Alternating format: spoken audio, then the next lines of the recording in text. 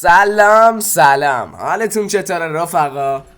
امیدوارم خوب باشید. تنتون سلامت، خودتون سلامت، بچه هاتون سلامت، نواتون سلامت، بچه هایی که کشتید سلامت و بچه چه خبر؟ حالتون چطوره؟ حال دلتون چطوره؟ امروز یعنی 10 ابد بعد از حدوداً چقدر میشه؟ بعد از 4 ماه شدیم یکایی. این همش به خاطر زحمات ها و لایک ها و سابسکرایب های شما بود و خیلی دوستتون دارم دیگه. هرچی بگم کمه، هرچی تشکر کنم واقعا کمه. بچه امروز برای تشکر کردن ازتون یه اکانت آوردم که اصلا قابلتون رو نداره. اکانت به شدت خوبیه، میتونید دریافت کنید، بازی کنید باش و خلاص عشقشو کنید دیگه. در مقابل این همه زحمتی که برام کشیدید واقعا یه کار کوچیک بود که تونستم انجام بدم براتون. و بریم برای اخبار ببینیم چیه واسمون اومده. اولین خبر ایونت جدید اختصاصی نسخه فیلیپینو گارنا که با ورود به وبسایت مشخص شده. میتونید به صورت رایگان برای مدت محدود اسکین لژندری مورد نظر خودتون رو داشته باشید. البته گفتم داخل فیلیپینو گارنا، پس یعنی معلوم نیست که داخل نسخه گلوبال بیاد و احتمال داره بزنه تو ذوقمون.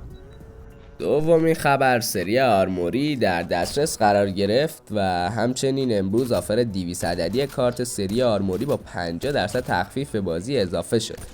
یعنی 200 کارت میگیرید با 80 تا سی پی.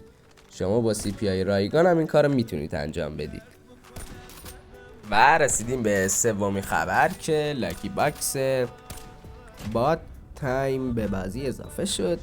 کله اردکی خدا نترس، چی مثل همون عروسک های کله صورتی و کله سفید و یا مثل همون گادپوری و هر کسی اینو نمیتونه داشته باشه. اونی که بزنه واقعا آدم احمقیه. پس اگر لایک های این ویدیو به 100 تا رسید حتما میزنیمش.